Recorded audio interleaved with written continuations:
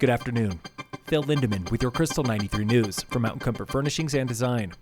Colorado's second major wildfire of summer, the Interlaken fire, is burning on more than 400 acres near Twin Lakes, south of Leadville. Today, slurry bombers and ground crews are fighting to protect nearby historic buildings. They've been battling with gusty, dry winds. There is no rain in the forecast until Friday. The Interlaken fire sparked yesterday afternoon. Early reports say it was caused by humans. Yesterday, hikers were evacuated by boat from nearby trails and campgrounds. A few dozen homes are still on pre-evacuation. The first major fire, the Spruce Creek fire in the San Juans, burned 5,700 acres last month. One-time Dillon Communications Manager Kirsten Anderson tells Krystal 93 the Equal Employment Opportunity Commission is on her side. She says the town fired her for complaining about gender discrimination. The commission says the town did violate federal laws in retaliation. The commission did not comment on the alleged discrimination itself. The lottery is now open for the newest deed-restricted project in Summit, Nellie's neighborhood at Bill's Ranch on the southeast edge of Frisco. It's a project of 14 tiny homes, each one modeled after one of Summit's newly approved accessory dwelling plans. First tiny homes are ready by this October. On stage tonight at Dillon Amphitheater, it's Marren Morris, opening act of the summer concert series. Dillon Amp is hosting 27 paid shows through September. As of right now, 9 are sold out.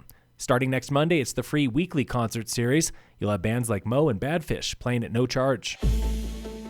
This week on the State of Summit. It's like a ski season. You never know until it's done. That was Forest Service Fire Captain Dusty Calfee comparing fire season to ski season. You can have some of your biggest ski days late in the spring, and with fire season can be the same way. They can drag on without a lot of fire activity, and then all of a sudden, late in the season, you can get a bunch of new starts or, some larger fires. Fire season, he says, comes in 3 waves. We're at the tail end of the first wave now. Snow melt to green up. We were able to bridge that gap between the snowpack receding and the start of green up. So now that we're into the start of green up, we've left over that first wave of the season without a lot of fire activity. The second wave, monsoon season. El Nino has ended, and we're waiting to transition into a likely La Nina, and so the strength of the monsoon is a little hard to predict. Sometimes a rainy monsoon leads to more trouble. If the monsoon isn't showing up and it's hot and it's dry and it's windy and we don't get a lot of lightning and the public is nervous and we go into fire restrictions, that combination of things, we don't get a lot of fires. Third wave is post-growing season, when lush green fuel from the monsoon dries up. The seasonal outlook for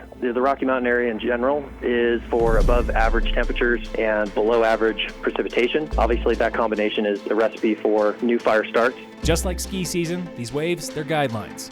There is only one constant in a high country summer. Fire season is all summer long. It comes in different intensities, but it's really on us to manage our heat sources. Tune in again next week for the State of Summit on Krystal 93.